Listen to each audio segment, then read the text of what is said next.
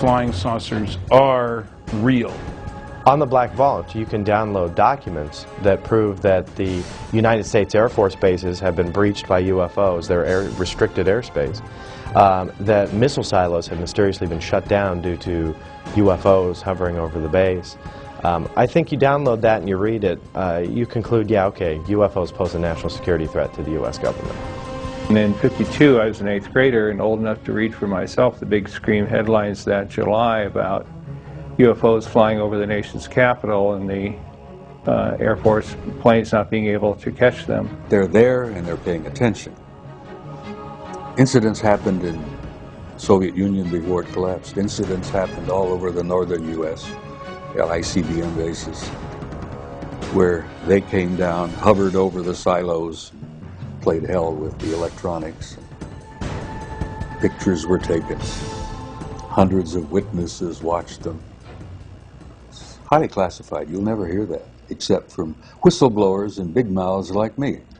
Well, while I was attending Northrop Aeronautical Institute and working for Douglas Aircraft in El Segundo, California, I had heard about George Adamski, and one of the Sunday newspapers, he had his story and his pictures of contacts, plus pictures of his ships. Well, I had, by that time, seen so many during the day and the night that I felt I would like to go up and meet this gentleman. On the weekend, he would entertain people who would come to see him, military people, engineers, scientists, people from all walks of life. He had taken some beautiful pictures of the scout craft as well as the carrier ships. I went up to see him. He had a 6-inch telescope that he used to take the pictures of the flying saucers. And in using that scope, when I finished, I was just about to take my eye off the eyepiece when there was a blue-white streak that went by, and I jerked my head up to see if I could see it, and I didn't. And I looked at his 15-inch telescope dome, which was a couple of 100 yards from his house. And there was a big flare-up blue-white light, and then it kind of closed back down. No noise. First I thought it was an explosion, but it was a little slower than that. And there was an elliptical flying saucer. It looked to me like it was hovering above the ground. So I heard it increase its frequency, and it got brighter and brighter, and it was really pretty hard to look at. And it shot straight up until it looked like one of the stars. If you've ever been to Mount Palomar at night on a dark night, boy, they're big and bright. And it stopped for an instant, and then it shot over the horizon over San Diego. We have more than one witness who have been involved in the tracking of these objects on radar. You know, many people say, well, look, if this stuff was real, why are there no radar reports? I said, we have them. We actually have the radar tapes from the FAA. This is not just UFOs, and this is not being visited by guys from other planets.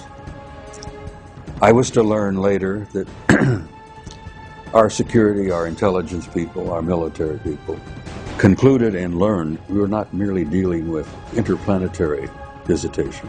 We were being visited by guys from other star systems, which technologically, if you know what that means, they're not just from another planet like Venus or Mars or somewhere.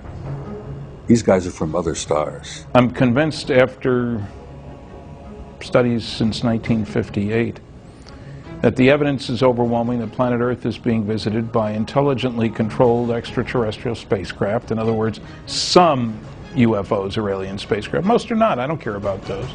Most isotopes aren't fissionable. I don't care about the ones that aren't if I want to build a reactor. If somebody who had the clearance to carry nuclear weapons or launch nuclear weapons saw these objects over a nuclear facility and reported it and have documents to prove it happened, this is dispositive.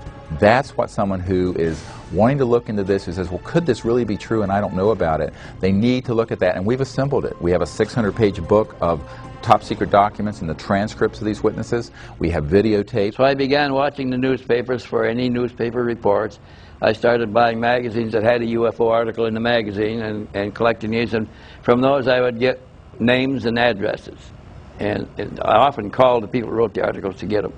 Then I'd go interview those people myself, and if they took pictures, I'd try to get a copy of the picture, and frequently did. And then I began trading the pictures that I already had with other people that had pictures to get more pictures, and eventually built a library of pictures. Probably the largest in private hands in the world is over 4,000 pictures of real UFOs.